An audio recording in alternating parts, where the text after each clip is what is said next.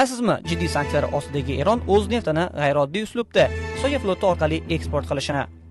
Soya floti bu arvoh armadasi deb ataladigan eskirib ketgan neft tankerlarining katta tarmog'idir.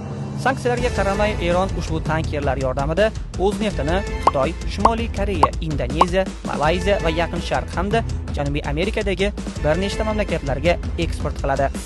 Oddiy tijoriy kemalar odatda avtomatik identifikatsiya tizimi deb ataladigan kuzatuv tizimidan foydalanadi.